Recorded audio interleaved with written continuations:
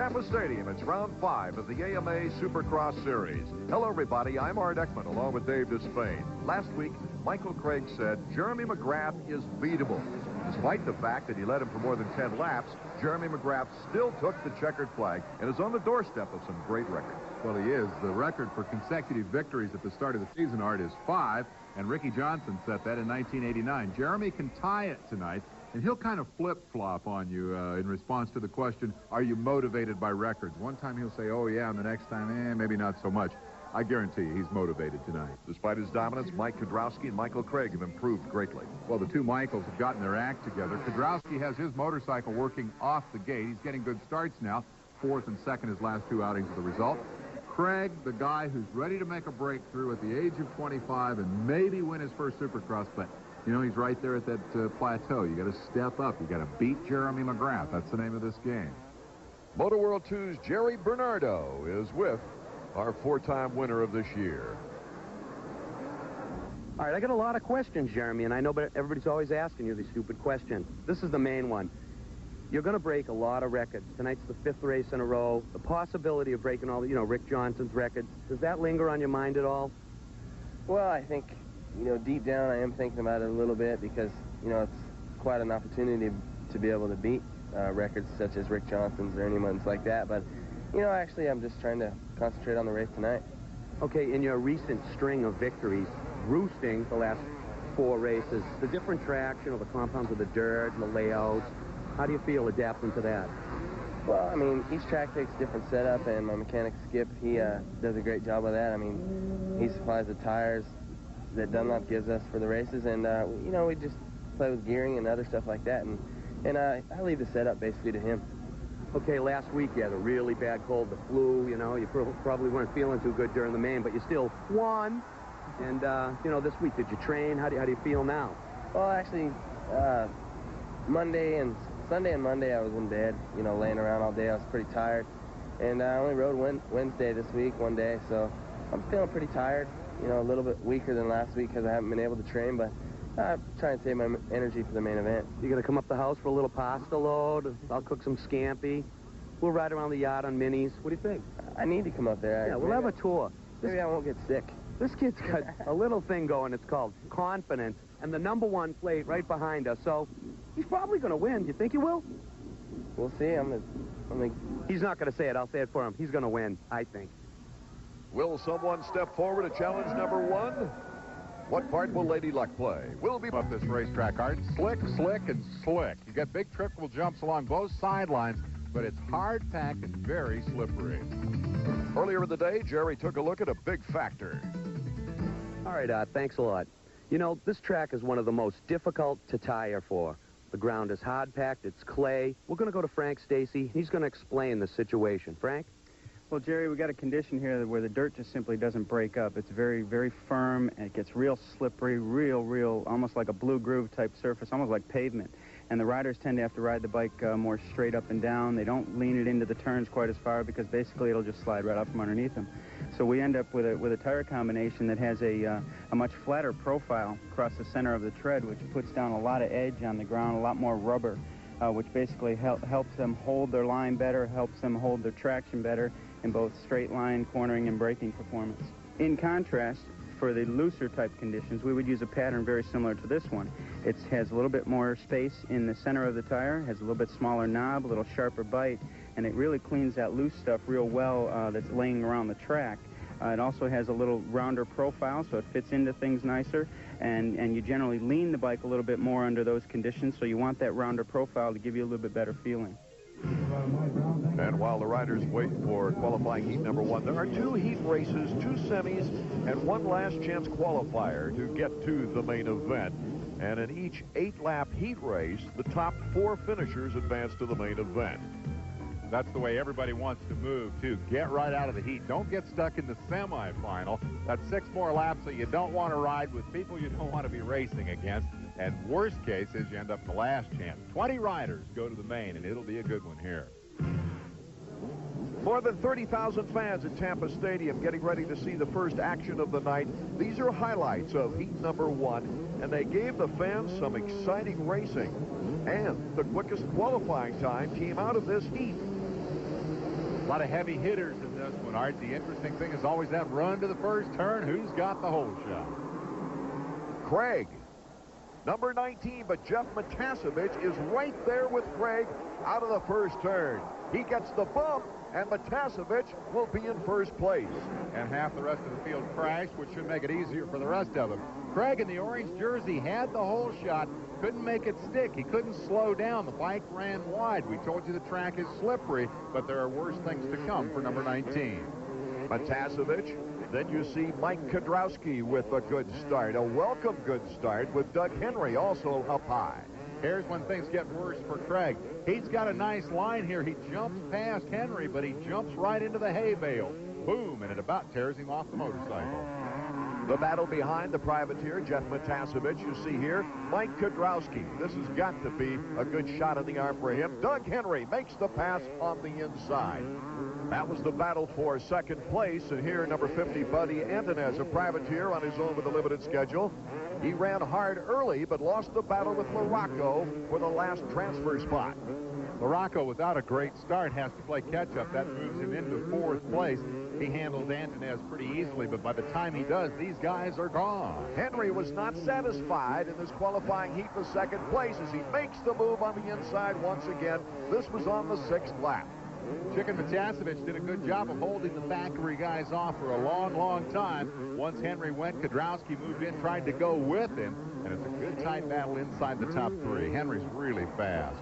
In fact, Dave, he held off Kudrowski to take second place in this qualifying heat. Larocco, meanwhile, trying to close on Kudrowski, and let's note that Jeff Stanton, bad luck Jeff, crashed again here in this heat race, and he's going to be stuck in the semifinal. That was all the way back in the 4th lap. So Henry has the fastest qualifying time, followed by Matasevich, Kudrowski, and Larocco, the final qualifier to go directly to the main. Craig and Stanton will be headed to the semis. Here's Jerry Bernardo. Okay, Doug, great ride. First heat win of the season. I saw you come from third, up a couple of big spots to first. How's it feel? Feels really good, you know, to beat those guys, to come from behind and beat them. I wish I had a better start, but really tight right, left-hand turn into there, but, I came out about third and just went on and tried to pass everybody. It was a good pace. You knew Kudrowski was right there. You felt confident like you could get in front of him? Yeah, he was riding really well, but Matasevich was slowing him up a little bit.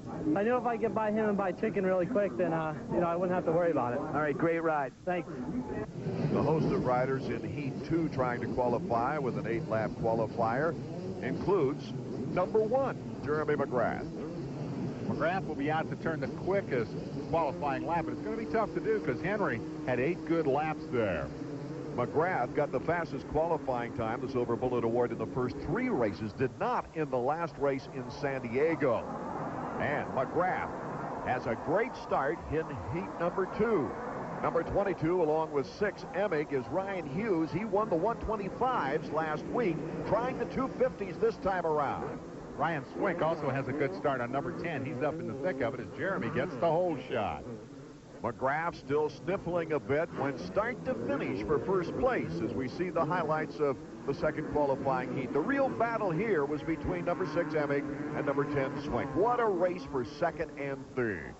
A lot of block passing, a lot of excitement in this one. Emig, who's been in a fight with somebody all season long, has a cut under his eye. He's playing local hockey in a league in Southern California. You say, no big deal. I've reported a guy who got a little scratch on my face. Swink is looking for his best performance of the year. He had a couple of crashes earlier. They also feel they've got the bugs out of that Suzuki machine so that he can perform up to his standards. Here's the inside move as he takes the spot back from Emig. Emig tries to retaliate, and they race this way virtually the entire event. Ryan Swink finally starting to achieve the potential most of us felt he had when he came up as a 125 guy. Not many people like to trail Jeff Emig so far this season. He's all over the course. Well, that's been the accusation, that Emig is using up more than his fair share of the racetrack and has been colliding with people. And particularly Jeremy McGrath has nothing good to say about Jeff Emig. Look at the inside steam with Swink. As Swink back and forth this entire heat race with Emig. That's an interesting line that they work in that first and second corner combination. There are a lot of ways through there, and Emig consistently has had the best way. Another nice block pass by Emig as it goes back and forth. But as they began to run out of laps here, Emig was the rider who cracked under the pressure. Swink was able to make the definitive move. There is the pass, and a moment later, Emig, a little out of control off the whoop-de-doo, and Brian, looking back over his shoulder, has the room that he needs to get away. Emig would make a subsequent mistake, and Swink is solidly in second spot.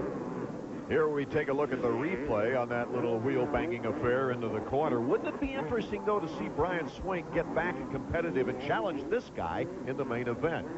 2 years ago, Brian Swink was the Eastern 125 champ. This guy, Mr. Can-Can, Jeremy McGrath, was king of the West, but the head-on showdown never happened.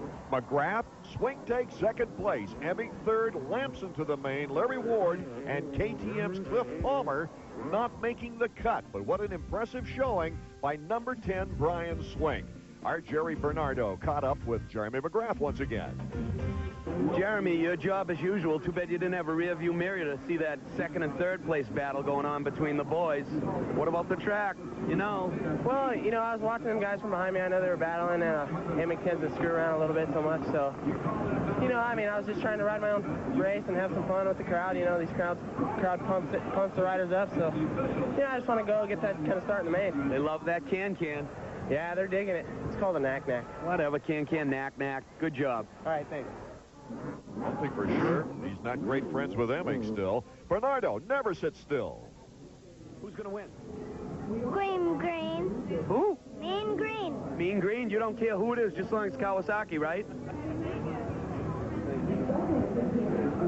Who do you think's going to win? Green. Green? Green bike? Mike LaRocco or Mike Kudrowski? Sir. Yeah. All right, you come with us.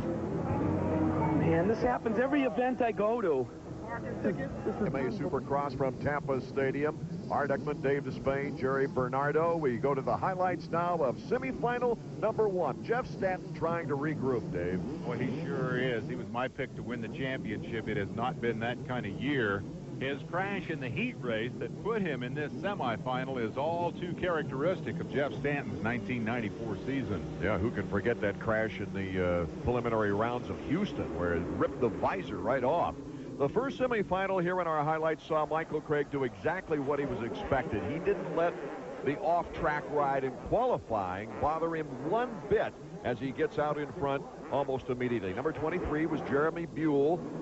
And 26, Todd DeHoop, veteran privateers, breaking out in front of Stanton. Greg, with that good start, has it all his way. The big story in this one is Stanton, number 5, and perhaps more importantly, the number 50, Buddy Antunez, the California 125 specialist, now moving to Kawasaki in the 250 class. And I want you to watch what happens here. Antunez doesn't care that Jeff Stanton is a 3-time champion. He simply dives down to the inside, sets something up over the whoops, gets the traction first, and says bye-bye Stanton. Jeff drops to 4th, and that's where he's going to stay. I don't care if you are the 3-time champion, Buddy Antunez said. And you might remember Buddy Antunez being the teammate of Jeremy McGrath in McGrath's final 125 season. Buddy Antunez placed second right behind Jeremy that year.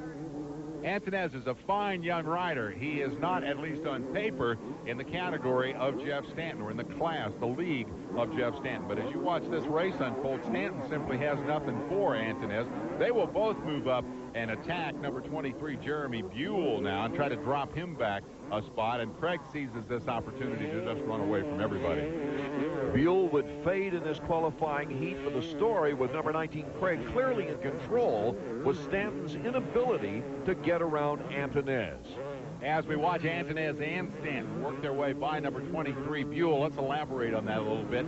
Jeff Stanton took the off-season off, literally. He didn't ride all of the European races that often keep these guys busy in the off-season.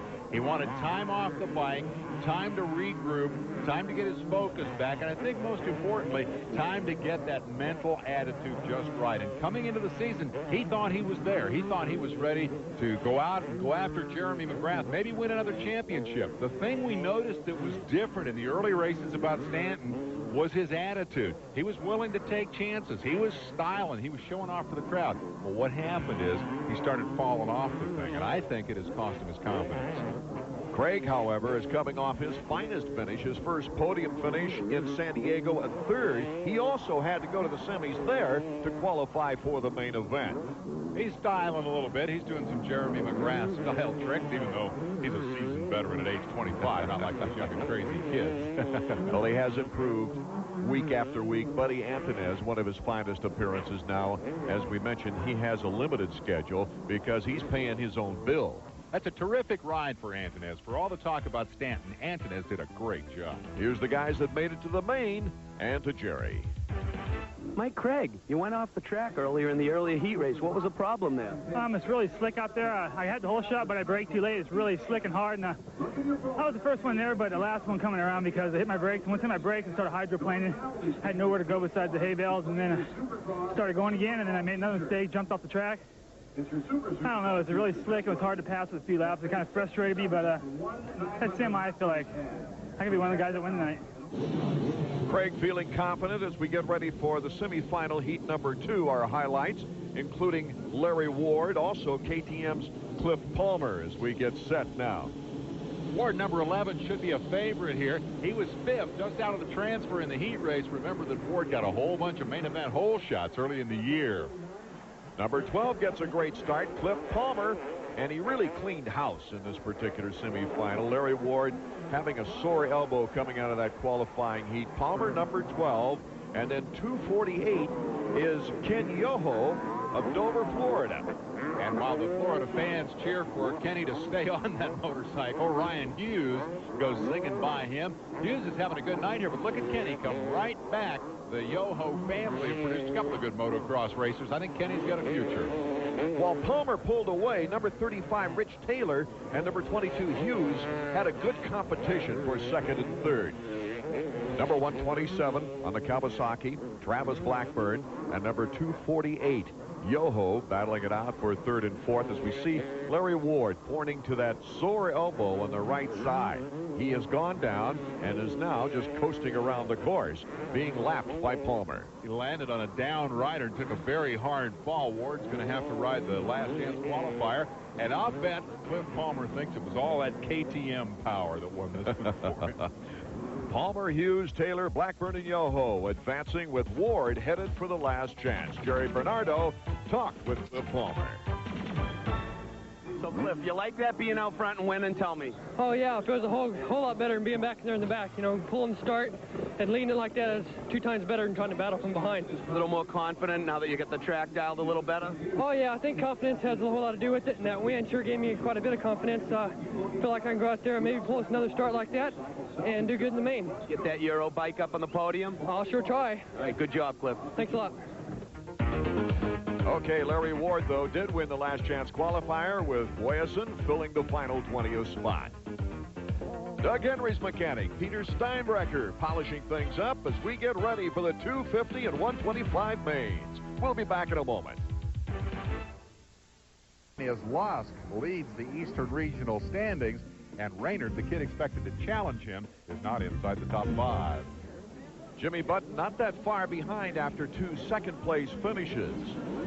It's interesting, I think, that Ezra Lusk did not compete in 250s during the last 2 weeks to concentrate on gaining this 125 East Coast title. He's from Bainbridge, Georgia. Suzuki wanted no part of that. Ezra wanted to go west and ride the 250 class. Suzuki said, let's keep this kid healthy. We're underway. It's Ezra Lusk and Robbie Raynard getting great starts. Boy, this could be a good battle in this race now. Jeff DeMint goes down, number 41. DeMint was Lusk's rival when they were mini bike riders, but Ezra's got a hole shot. He got around number 99, Jimmy Eichel, who looked like he might be able to hold on to that first turn lead. Chad Pedersen, number 51, also a very good start. Then Jimmy Button, 34, in 5th with John Dowd in 6th. Button's going to have to pass some people to maintain that consistent record of podium finishes here, and all of these guys got to get something going quickly. If Ezra gets away, this one's over. Well, the big surprise, too, is the third man in the point standings. Tim Ferry is lodged back in 11th place. This is what we waited for through the first 2 rounds. Number 33 and number 17 with an opportunity to race them up. 33 is Raynard. First turn crash at Orlando, flew at Houston. He hasn't had a shot at Ezra, but he's got a shot now. He's healthy, too. He had a bad case of the flu the last time these two met in Houston. Their backgrounds are so similar. They both came up through the mini bike ranks, that thriving hubbub of activity that lets 4- and 5-year-old kids start their racing careers, and they race, boy, 50, 60 times a year. By the time they turn 16 and ready to turn AMA Pro, they've got a ton of experience. After more than 20 national championships, Raynard was just chomping at the bit to go pro, and he did at the end of last season, turning 16 before the San Jose race. Ezra Lusk, though, a lot more mature in his approach this year, Dave. Well, Ezra is in his 3rd season in this 125 regional series in Supercross, and that means indeed that he does have a tremendous amount of experience, but it also means he hasn't quite lived up to everybody's expectations. Everybody figured he was going to win the championship the first year.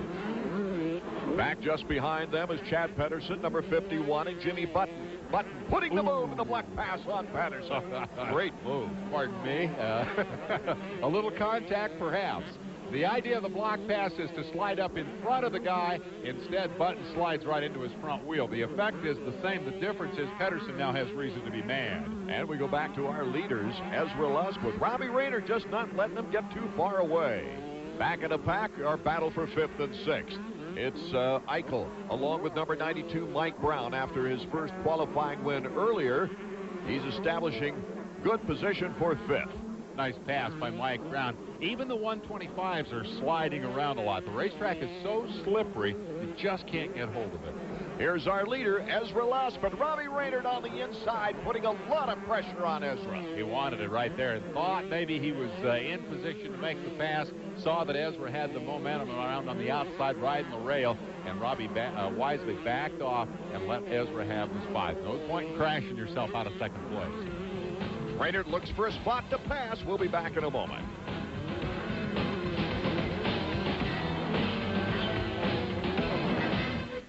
We've got a real battle here for the 125 main. Ezra Lusk, number 17, with Robbie Raynard. Raynard has just been feeling out Ezra. He's put a lot of pressure on him, and unlike last year, Ezra hasn't cracked. Inside the top 10, number 16, John Dowd, and Jeff Curry out of Saginaw, Michigan, number 56. He puts the block pass on him. But it's number 28, Tim Ferry, having to come from way behind after a slow start. Let's rejoin the leaders now. Ezra Lusk and number 33, Robbie Raynard. Raynard goes high, and oh, he goes on a nice aerial to pass the Bainbridge, Georgia rider. I don't think Robbie is overly respectful of Ezra Lusk. Ezra doubled, Robbie tripled, and Raynard has the lead. Now the question is, can he hold him off as we go back in the back for more great high-flying action? Ferry doing exactly the same thing. He was too far behind to see Robbie Raynard do it, but he took a look at the opportunity and said, I can make that same pass. Michael, number 99, just hands him the next position. Ferry out of West Palm, a 3rd and a 5th so far on the season. But he sure had his problems going down in the first lap of qualifying today, and he was forced to go to the last chance qualifier. He is now up to 6th as we rejoin the leaders. Robbie Raynard, number 33, and Ezra Lusk, number 17. Ezra not putting a great deal of pressure, but not letting Robbie get away. Well, Robbie's got more lead than I think Ezra would like to see him have at this point. If I were Robbie Raynard, I'd be doing exactly that. I would try to split. I'd try to demoralize him now, show him all the speed I got, and get away. Chad Pedersen, number 51. He won this race last year in Tampa. Ended up 2nd in points to Doug Henry for the season. Looks to me that Mike Brown may be struggling a little bit as he tries to reel in the number 51 bike. You saw him come short on that jump. Pedersen, I like Pedersen. He comes from Iowa. I come from Iowa. I gotta like him. There aren't that many hotshot star motocrossers out of Iowa. He's very consistent, very solid, but he's just never been able to break through. He came close to that championship last year, but came up a little short of Ezra. Back to Mike Brown, number 92, and the battle with Tim Ferry as Ferry tries to move up the ranks. Tim Ferry may be the fastest man on the racetrack right now. He certainly passed more people than anyone else out there. The next man in his sights is Brown. This time Mike comes through that whoop section nice and smooth. But again, you see the little hesitation there? That'll let Ferry close up another bike length. That hesitation might be caused by the slickness of the track. Coming off the whoops and into a turn, you can see even some blue portions there where it is very slick.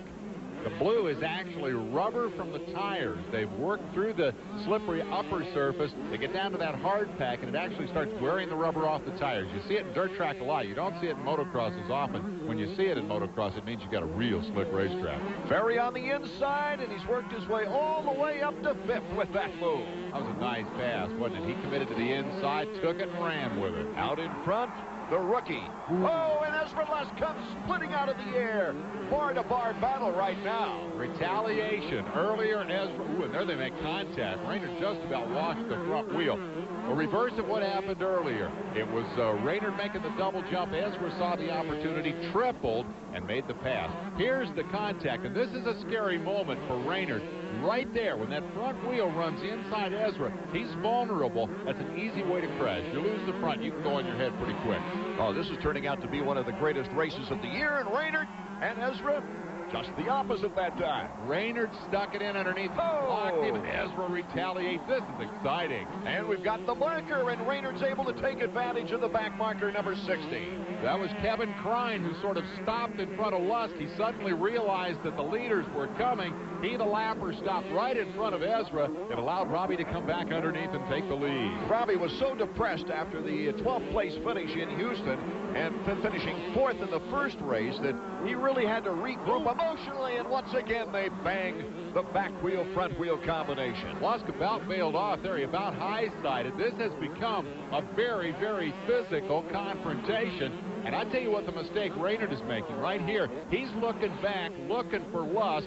They're thinking so much about messing each other up. Robbie needs to split. He needs to think forward. He needs to go for it. He needs to head for the checkered flag instead of figuring out how to block the guy behind him. Robbie coasted to the win in the qualifying heat and just went out there to have some fun, and he is. But now, Ezra Lusk retakes the lead on Robbie Raynard. You saw them both looking across their shoulders at each other there. Now, it's conceivable that both of them understand that neither of them is going to be able to get away, that this is really going to come down to the last lap. So they just take the opportunity to try to demoralize each other, to show each other what they can do. This is terrific. Oh, we'll be back with the exciting finish. As we look at Robert Raynard, the father of Robbie Raynard.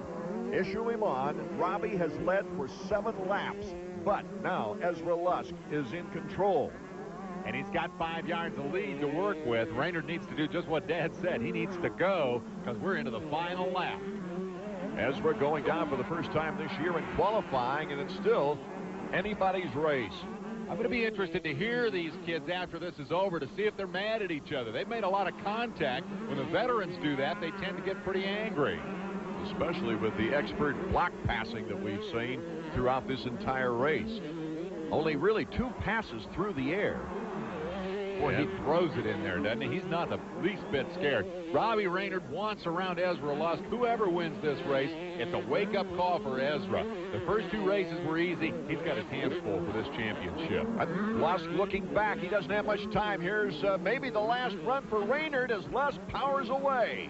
And Raynard tries to cut inside.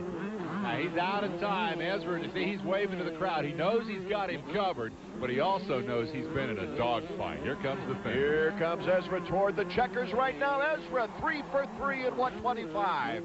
But with the race of the season, Robbie Raynard showing his preseason credits weren't off the mark, Dave. Let's see if they start throwing fists. Here's Button for 3rd. Number 34, Jimmy Button, started 5th, moved up to 3rd in the 3rd lap and held that position despite battling Chad Pedersen, number 51. So Button still protecting some points there. Oh, they look pretty amiable. If you become a rock on a mountain, said his mother, I'll become a mountain climber and climb to where you are. If you become a mountain climber and climb to me, said the little bunny, I will be a bird. As we go back in the back for more great high-flying action. Barry doing exactly the same thing. He was too far behind to see Robbie Raynard do it, but he took a look at the opportunity and said, I can make that same pass. Michael, number 99, just hands him the next position.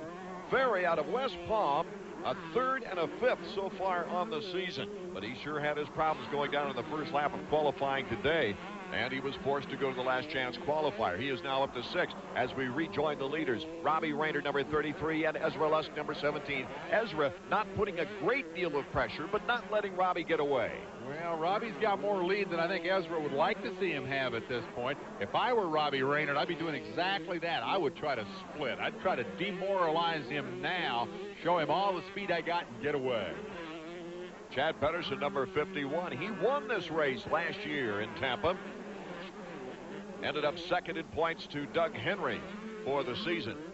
Looks to me that Mike Brown may be struggling a little bit as he tries to reel in the number 51 bike. You saw him come short on that jump.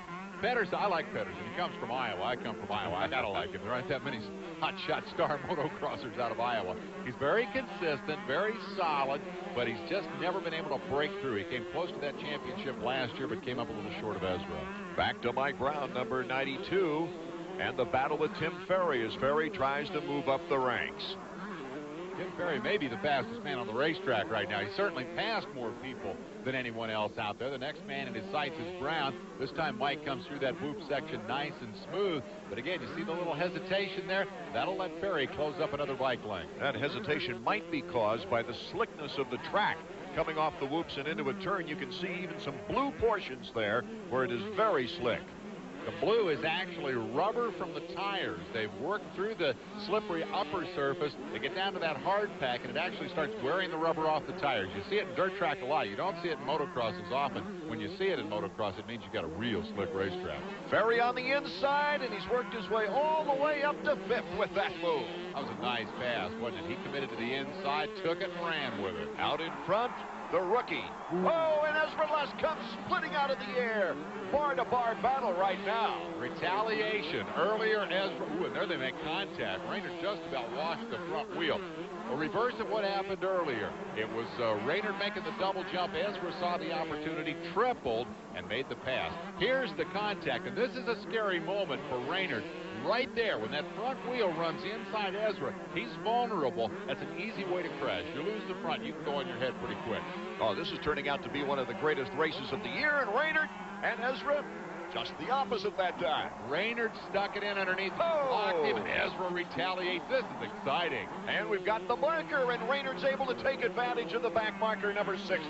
That was Kevin Crine, who sort of stopped in front of Lusk. He suddenly realized that the leaders were coming. He, the lapper, stopped right in front of Ezra. It allowed Robbie to come back underneath and take the lead. Robbie was so depressed after the 12th place finish in Houston and finishing 4th in the first race that he really had to regroup emotionally, and once again they banged the back wheel front wheel combination. Lusk about bailed off there. He about high-sided. This has become a very, very physical confrontation. And I tell you what the mistake Rayner is making right here. He's looking back, looking for Lusk. They're thinking so much about messing each other up. Robbie needs to split. He needs to think forward. He needs to go for it. He needs to head for the checkered flag instead of figuring out how to block the guy behind him. Robbie coasted to the win in the qualifying heat and just went out there to have some fun, and he is. But now Ezra Lusk retakes the lead on Robbie Rayner. You saw them both looking across their shoulders at each other there. Now, it's conceivable that both of them understand that neither of them is going to be able to get away, that this is really going to come down to the last lap. So they just take the opportunity to try to demoralize each other, to show each other what they can do. This is terrific. Oh, we'll be back with the exciting finish in a moment.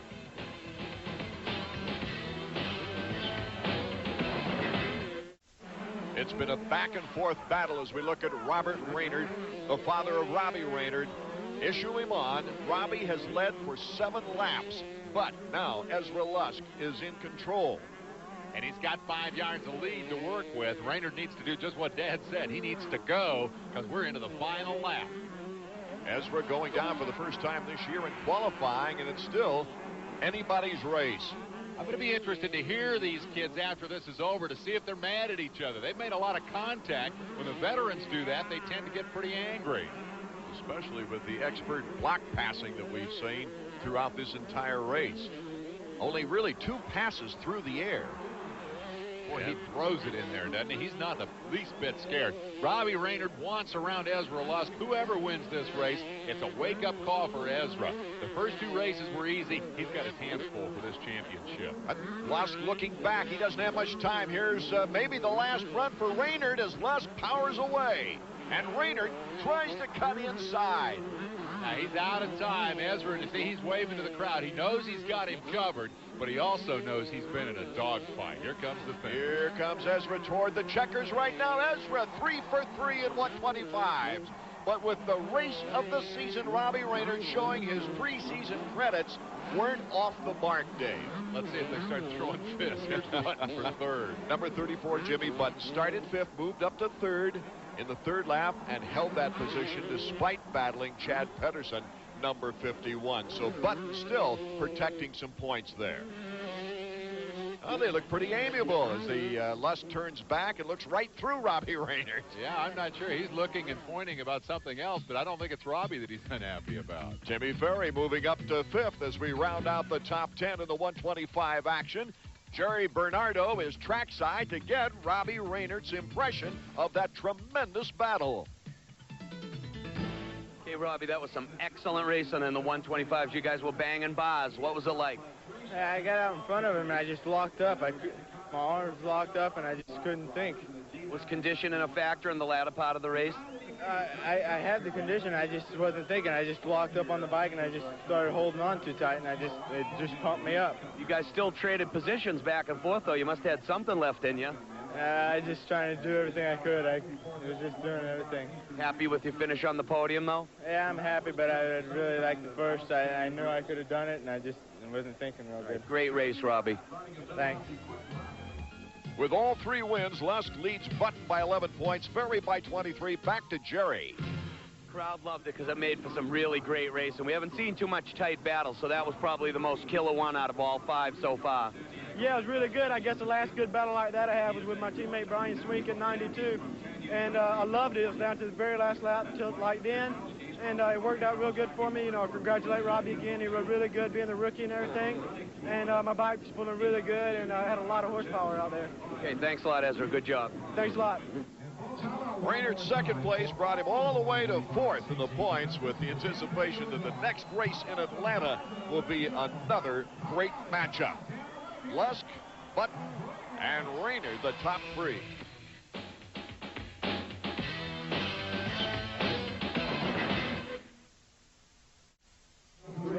Welcome back to Tampa, Florida after the 125 main event. I don't know if these 250 guys could top it. We got a record on the line, Dave. All right, there are 19 guys out there that would love to get as close to Jeremy McGrath as Reynard did to Lusk. I'm not sure it'll happen. The record, 5 straight wins at the start of the season. We've been through a third of the season. Team managers sum things up for our Jerry Bernardo. All right, Art and Dave, it's pretty obvious that Jerry McGrath is really ripped. He's been dominating the last 4 races. But if you look right behind him, there's a lot of really talented riders out there banging it out bar to bar. Good, tight racing. We went to the team managers. We asked them how they feel the season summed up so far. Well, up to this point, Honda's very happy with what the team has done so far. Jeremy, probably a little bit more than we expected, winning all 4 of the first events. And we have Jeff Stanton in 2nd in the series, Steve Lampson's in 4th, and Doug Henry, coming off of a pre-season injury, is actually starting to improve week to week. So overall, knock on wood, real well. Right now, Team Suzuki is getting back on track.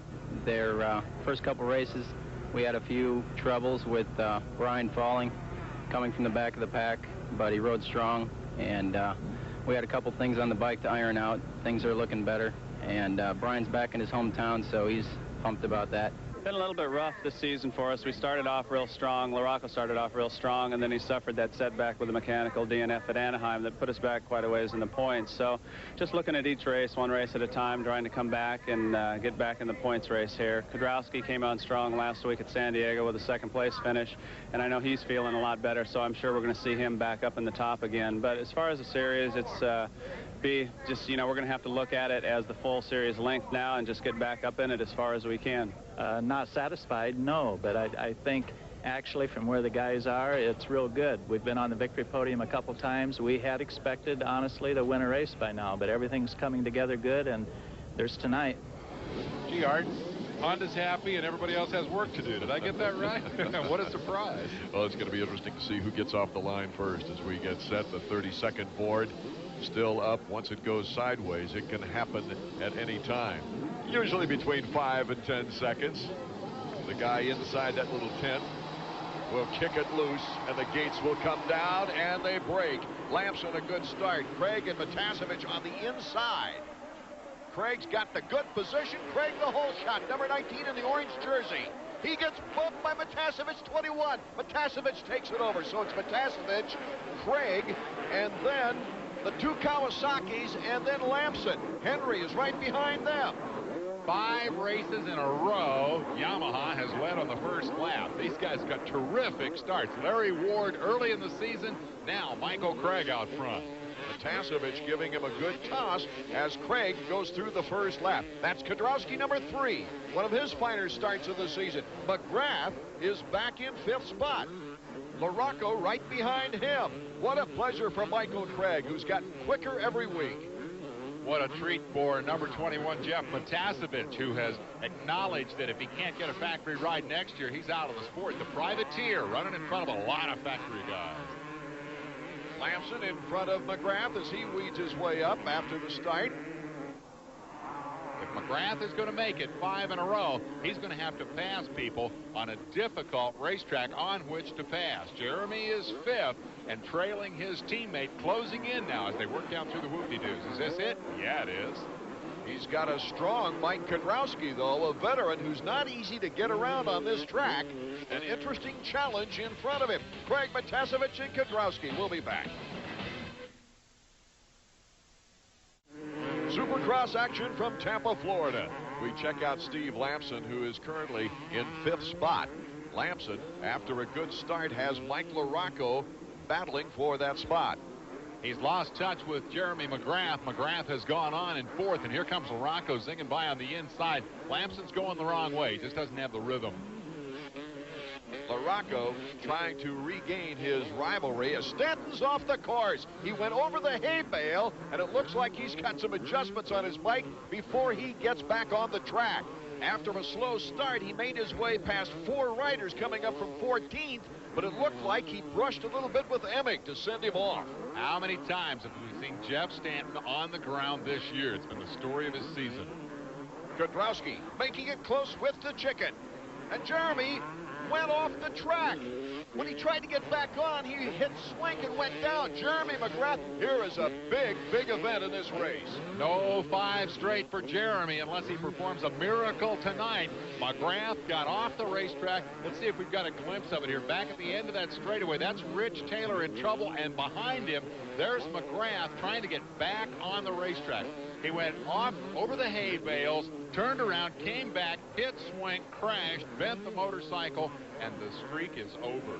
He is back in 14th place as Michael Craig gets a big break.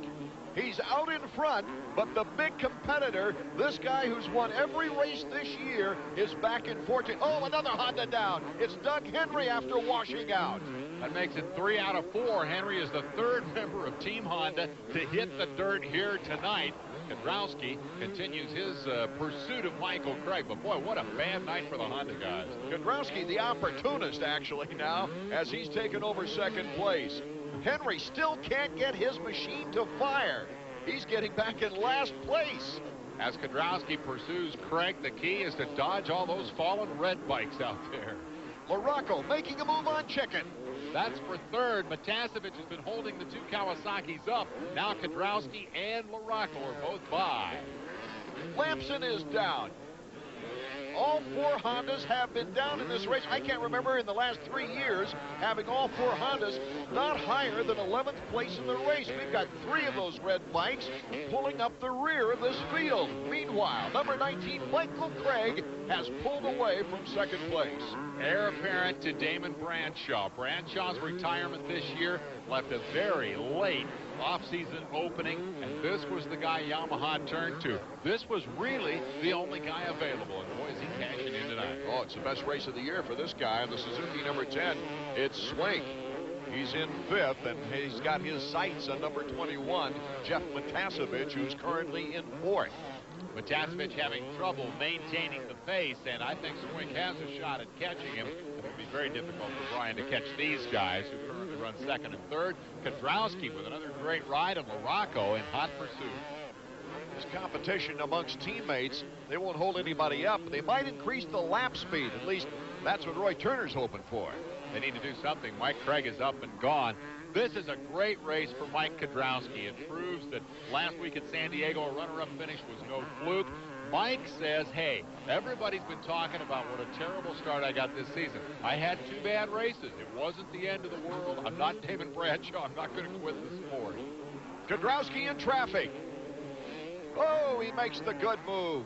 He's had good technique all night. The traffic helped him a lot there. He got through and LaRocco didn't. And so what was a 1 bike length advantage is now a 10-yard advantage in the race for second and third. Mike LaRocco saying going into this race he was going to play it smarter. Such a misfortune a week ago when he cased the bike and broke the cases and had a DNF. It badly damaged his championship hopes. And there's Pop giving him the signal. Get by. Get around Kedrowski. We'll be back with more 250 action from Tampa in a moment.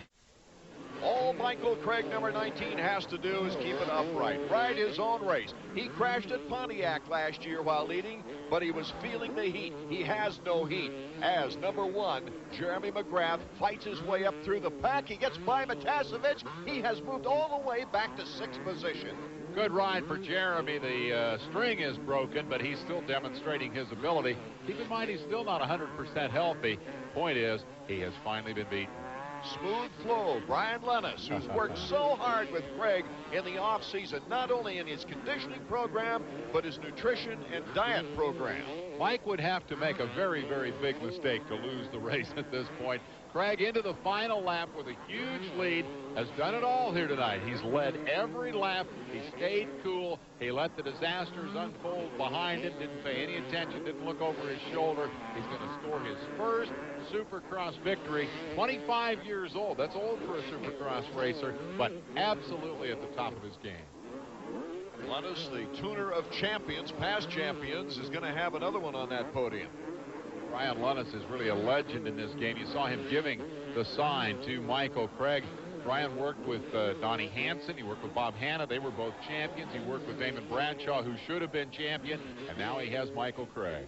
This would be Craig's first Supercross win. He's always said, just let me win my first, then look out. You saw him get his hands off and wave right there. He was actually waving to Lennis. He did that coming by the mechanic signaling area. I wonder if we'll see a can-can, a knack-knack, or whatever Michael Craig calls his trademark move. I think he's in space right now. I don't think he's going to think of anything but looking at the checkered flag. Mike Kedrowski, a well-earned second place. He actually got close to Craig on the final lap. There's the congratulations from the promoter, Bill West. Way to go, kid. I'm happy to give you my money. Craig's mechanic, Lennis, coming up to congratulate him. He had him concentrating on the first 10 laps earlier in the season and then trying to extend that concentration beyond. So after a 6th, a 4th, a 9th, and a 3rd, Michael Craig has won his first Supercross, and he's inviting the mechanic Brian to hop on for that victory lap. Yeah, that's good. You saw Larry Griffiths congratulating his Charger there. Larry said, hey, we thought we should have won one by now. Craig emerging, maturing, and taking a championship victory here tonight. He is a very, very happy young man. He called his wife before the main event, called her on the phone back home in El Cajon and said, I won the feature. He was just teasing her.